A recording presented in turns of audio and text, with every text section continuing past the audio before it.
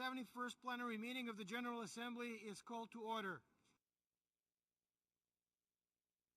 Mr. President, the United States is proud to have been able to co-sponsor and vote in favor of adopting the Arms Trade Treaty. The treaty is strong, balanced, effective, and implementable, and we believe it can command wide support.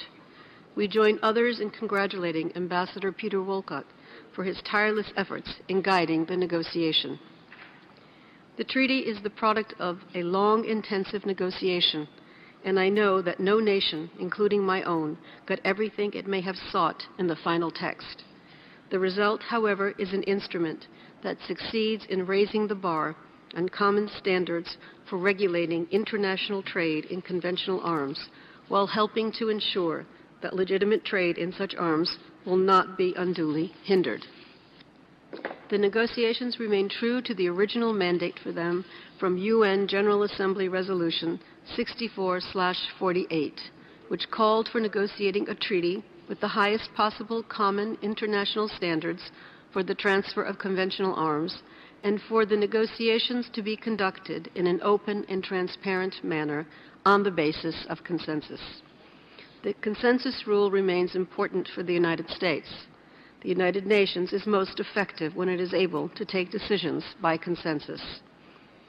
Mr. President, as the United States has urged from the outset, this treaty sets a floor, not a ceiling, for responsible national policies and practices for the regulation of international trade in conventional arms. We look forward to all countries having effective national control systems and procedures to manage international conventional arms transfers, as the United States does already.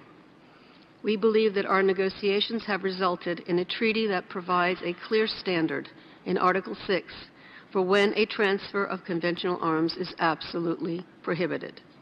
This article both reflects existing international law and, in paragraph 3, would extend it by establishing a specific prohibition on the transfer of conventional arms when a state party knows that the transfer will be used in the commission of genocide, crimes against humanity, or the enumerated war and other crimes.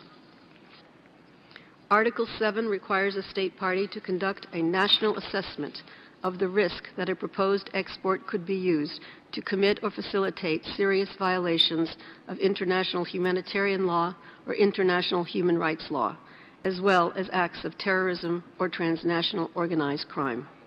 Taken together, these articles provide a robust and complementary framework that will promote responsible transfer of decisions by states parties. Thank you, Mr. President. The General Assembly is now voting on the draft resolution A/67/L58 entitled the Arms Trade Treaty.